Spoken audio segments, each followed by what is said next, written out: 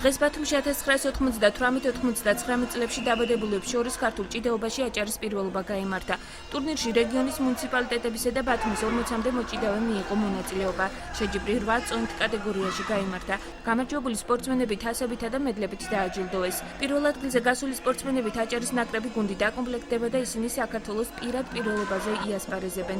ჩემპიონატი 5, 6 და 7 მაისს ახმეტაშია დაგეგმილი. პირადი პირველობა ქართულ ჭიდაობაში აჭარის ქართული ჭიდაობის ფედერაციისა და აჭარის სპორტისა და ახალგაზრდობის საქმეთა დეპარტამენტის ორგანიზებით გაიმართა. მე წელს გავიმარჯვე სამჯერ აჭარაში და ვიმედოვნებ რომ გავიმარჯვებ ახმეტაში საქართველოს.